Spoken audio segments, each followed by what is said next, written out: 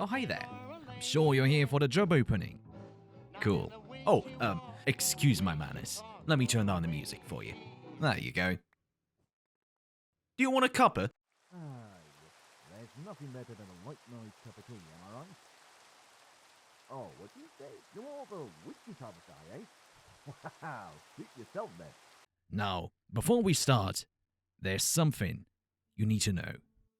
This job, it ain't exactly as easy as you might think. People tend to not be the same when they start here. Let me tell you the story about the miner. Now, let me warn you, little fella.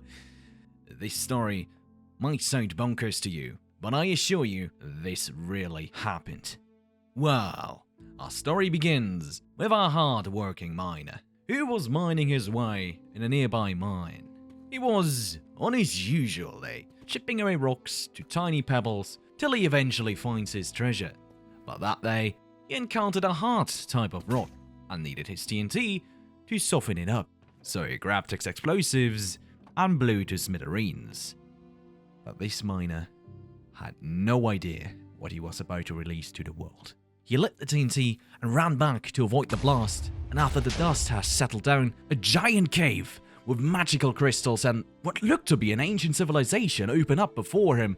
Of course, he was curious and wandered around to explore the cave. And as he did, he came across one of these enormous crystals. He took his pickaxe and mined one of those crystals to see what it was. As he gazed upon it, his curiosity got the better of him, and suddenly he got the strange urge to eat one of those crystals. And as he did, he started levitating uncontrollably. Days later, a private lab company got word of this and thought it was a good idea to explore the cave and find out more about these crystals. Years of testing have passed, and that day was no other. They were preparing a standard test they were about to conduct, and to start, 2 of those scientists had to press a red button. And it started out well, but out of nowhere, the ground started shaking and the whole facility felt it. All the alarms went off and the researchers had nothing to do but to flee. It turns out that this very test had opened a portal to another dimension, with blazing blue fires, and all type of monsters came out of this portal and started killing everyone and everything they saw. And all this research that was made up to this point was lost. It had been rumored that the company has not lost hope and is still trying to get this lost research back, but no one knows for sure when this will happen. So, young lads, what do you say? Are you up for this job?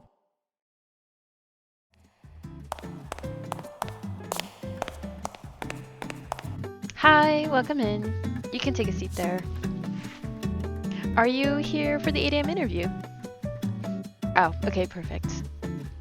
All right, well, you can head on in.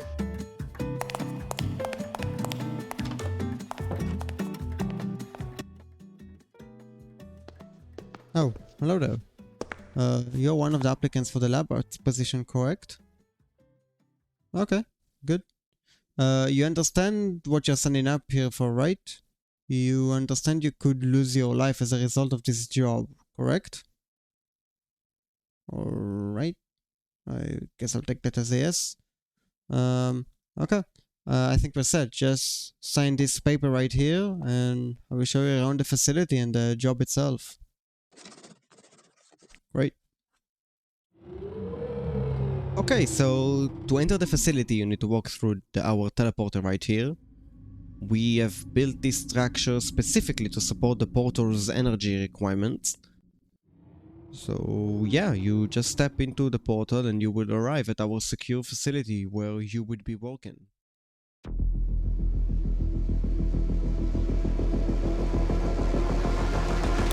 Welcome to the Labrats facility!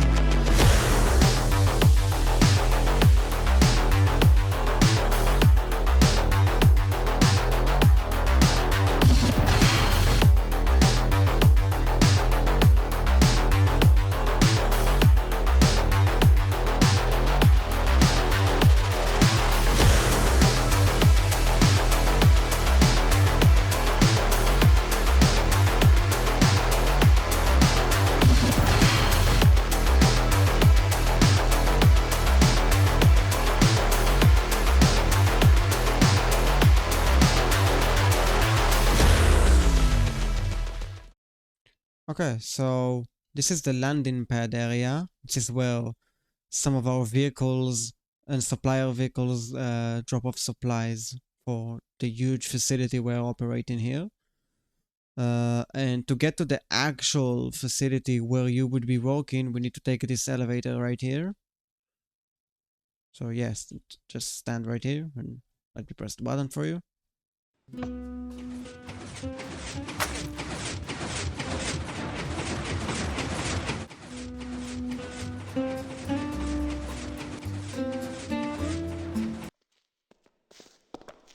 Okay, so this is how you get in here, our lobby area. It's kinda slow, but it works for our needs. Now to give you some background about this job. Since the incident, we've been trying to recover the lost research we've been working on for years beyond that airlock over there. Research that can change the world.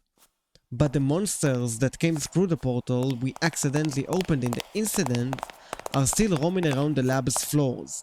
And it's dangerous to even go to the first floor, not to mention the other floors below. So, we found that the lab rat's position in our company. You, as a lab rat, will go inside and will try to retrieve one item at a time. Thankfully, we know where all of them are, but we just need people to get there and come back with the artifacts that are essential to recover the lost research. One of the things that weren't destroyed in the incident are the system protocols we have in place for a scenario just like this one. The problem is that we lost all the protocol keys that activate them. And the only way to make new ones is by collecting scraps from inside the lab beyond that airlock. Since that is the case, when you go inside, try and get as many scraps as you can.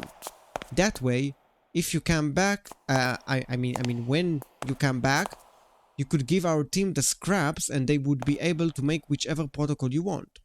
Of course, they can only make it if you have enough scraps for that specific protocol. I will show you how all those protocols work later. For now, let's take a look at the protocols we did manage to recover. We don't have a lot of them, that's why we're willing to give only one to each of the new workers in the lab rat's position, but you can choose any of the 3 options we got. Choose carefully. Each one of them will affect your run in a different way. The more scraps you will get in each entry to the lab, the more protocols you would be able to get to our team. Also, please rename the shulker you get with your name, just in case if it is lost, we know who to give it back to. Speaking of team, let me show you what I mean.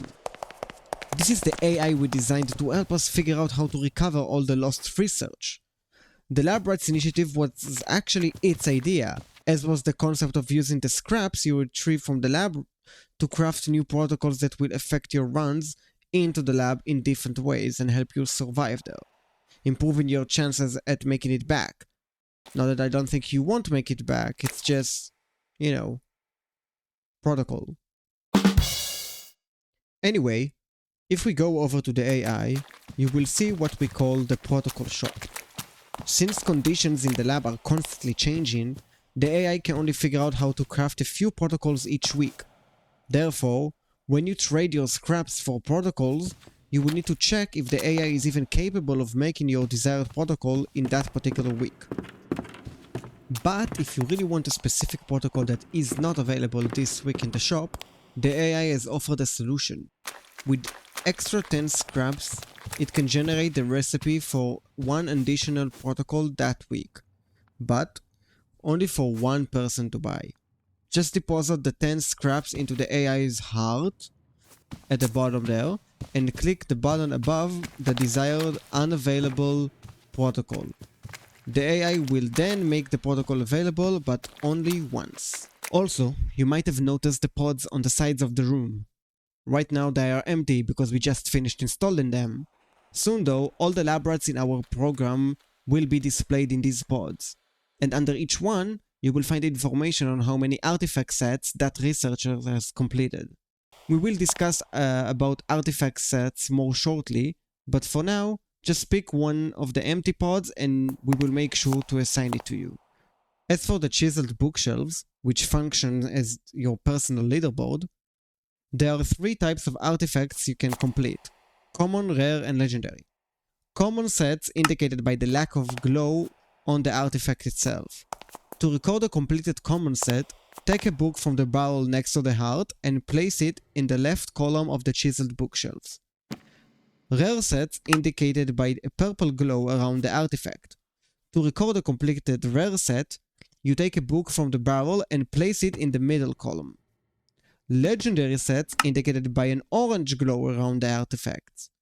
To record a completed legendary set, take a book and place it in the right column. Your overall goal in this job is to complete 6 common sets, 4 rare sets, and 3 legendary sets.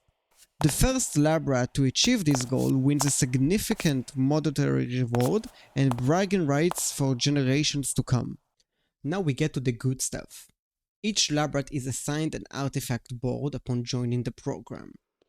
Since the artifacts are incredibly valuable to us, we need to keep them in a safe place like this board. However, the secure holding cells for these artifacts are extremely expensive and rare, so each lab rat only gets 12 slots to hold items and an extra slot on the table to place your protocol deck at. The upside is that once you retrieve 3 artifacts that are a part of the same set, meaning they are related to each other as detailed in the lore of each artifact, you can move them as a complete set into the light grey shulker boxes located next to your board. Each set has 3 different tiered artifacts, tiers 1 to 3, tier 1 being the most common item in the set and tier 3 being the most rare. Another thing to keep in mind is that if your board is full with 12 artifacts that do not match a set, you can still embark on a run into the lab. However, if you manage to return with a new artifact that won't help you complete a set, you must dispose of one of your artifacts. You can use the converter machine, which is across from the starter protocol selection area right over there. The converter will give you 4 scraps for each artifact you feed it. You can also use this machine if you receive an artifact that belongs to a set you have already completed, or protocols you may not need anymore because they are a lower level protocol from the one you have, but more on that later. Now, before each entry to the lab, you must visit what we call the White Room. Let me show you. Here it is, let's go inside. First, you will need to sleep in the bed, so we can check your vitals. After that, you must leave all your possessions in the white colored lockers. We don't want you bringing any contaminated items back up, only the artifacts and the scraps. You will also notice this red button over here. That's the one we press if a lab rat dies in the lab. We don't like pressing that button, but it is essential. It lets the AI know it needs to prepare all systems for a new entry. Speaking of which, there is a 5-minute cooldown between a finished run and when you can start a new one. As I said, the AI needs time to reset all the system. You can see how much longer you have to wait on the meter to the right of the airlock. You can also observe the 3 lamps at the bottom to see if a run is currently in process by another lab rat. Now for the most important machine in our lobby, the protocol reader. This is where you insert your starter deck with the protocol inside when you're ready to begin an entry into the lab. Simply press the blue button and the airlock would open for you. Once you finish a run and don't plan on doing another after the cooldown, remember to retrieve your protocol deck from the reader by pressing the red button. Of course, once you trade enough scraps for new and better protocols, you should put them in your deck. The reader will tell the AI exactly which protocols you possess and prepare all systems accordingly. Oh, and pay attention. If you have a level 1 protocol of the same kind and you have just bought the second level, replace the lower level with a higher level. Do not keep both in your deck.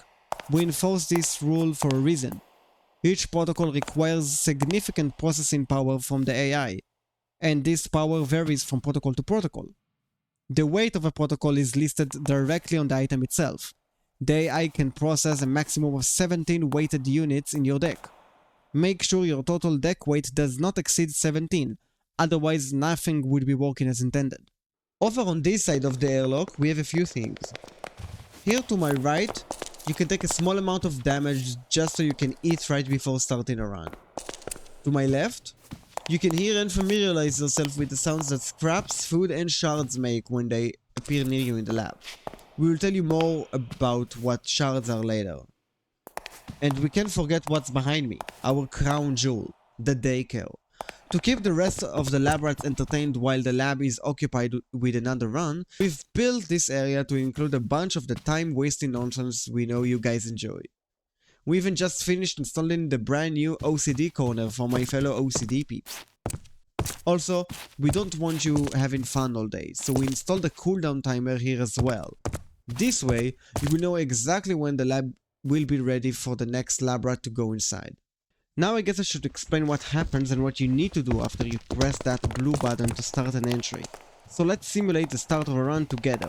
Let's place this Demi protocol deck in the protocol reader and press the start button. Once you press the start button, you are on a timer.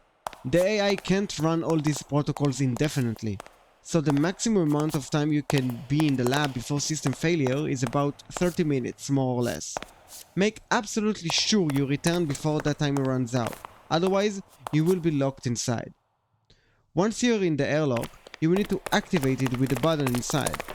After it clears, you will proceed to the difficulty selection room.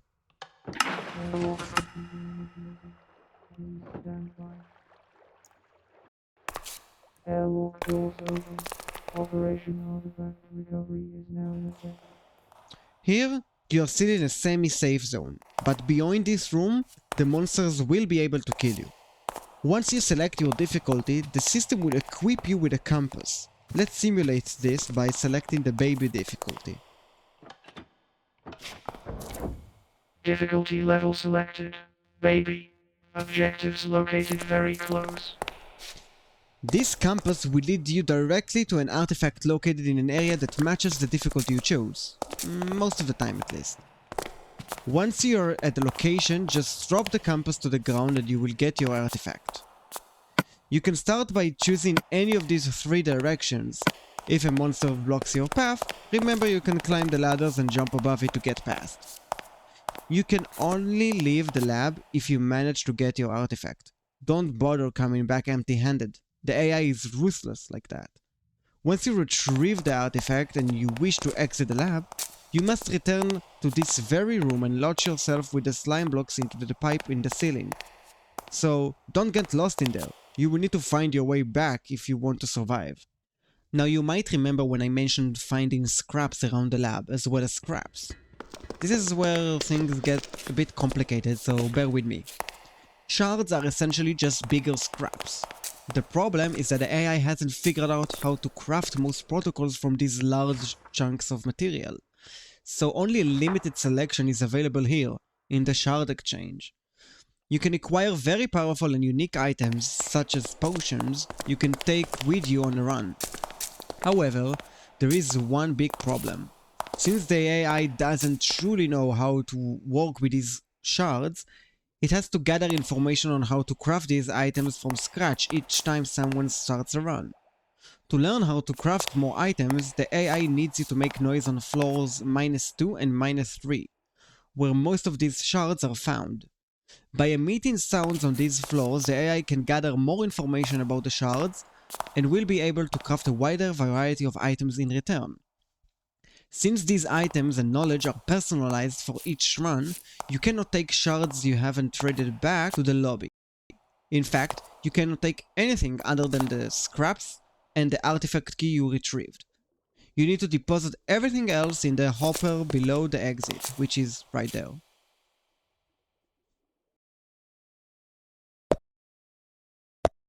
Now that you have successfully finished a run, I do need to make something clear. The item that the compass leads you to isn't the artifact itself, it's just the information about what the artifact was. We call them artifact keycards. There are 12 total varieties of artifact keycards, and the deeper you go into the lab, the rarer the keycard you will receive. With these keycards, the AI is able to learn most but not all it needs to know about the artifact. That's why if you feed it the same artifact keycard to the reader multiple times, you might get two different artifacts in return. though they will be closely similar in terms of their rarity. Oh, and to my left, you will see a shop where you can trade scraps for different items that could help you on a run inside the lab. And to my right is the weekly tasks board. This serves us, the research team, in case we need to know something specific about the lab. We will reward the person who helps us with the tasks with scraps and maybe even protocols. Now for some stuff that will help you survive and navigate around the lab. 1. Unless specified otherwise, while on a run inside the lab, you can only interact with warp buttons and lecterns. You can read the books on lecterns to find valuable information. 2. If you see a path blocked by blackstone blocks, it means that the passageway is currently sealed. Having a better protocol might open up these paths for you on future runs. 3. All barrels are empty except on floor -2. There, they have a small chance of containing scraps or good food. The loot can stack up over multiple unlooted runs, so it might be worth checking them out. Be careful though, opening a barrel makes noise that will attract the monsters. 4. On floors 0 and -1, the main mobs are Ravagers.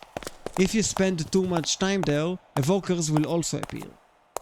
On floors -2 and -3, the main mobs are the Wardens. 5. While not always guaranteed, there is usually a way to get out of a sticky situation, such as climbing or jumping over the mob that is blocking your path, so be on the lookout for those. Now you, yes, you watching this video, please take note of some fundamental rules you must follow when playing this game. Firstly, I have tried my best to make this game as foolproof as possible, but should you find any bugs or exploits, I ask that you report back to me immediately. Furthermore, it goes without saying, no cheating. This means an absolute ban on free cam, F3+B keybinds, full bright, and absolutely no hitting or punching the mobs. Regarding game settings, you must have the simple voice chat mod installed for a greatly enhanced experience, and ensure your notebook sounds are set to 100%. You are free to change the accessibility settings however you like to handle the Warden's darkness effect, and make sure you turn off the sound physics mod if you got that installed. I also want to repeat the most crucial rule. You are only permitted to interact with warped buttons and lecterns. Everything else, even trapdoors, is strictly forbidden, with the sole exception being the barrels on floor -2 for looting and shulker boxes when buying or inserting items in designated areas. Wrap things up. If anything is still unclear and you want a more straightforward explanation, check out the video in the description. It's a one-take short explanation, as concise as it can get. I highly recommend watching it after this video, even if you feel like you've got a handle on everything. I also want to give a massive thank you to everyone who helped with this project. The list is honestly too long to remember because this has been an on and off journey for almost 3 years now. But some of the big names are The Born, Nick, Pickle, Joey, Dai, and everyone else who helped in any way, shape, or form with this. This wouldn't have been possible without you guys. Now, go watch the other video in the description and then start playing, would you?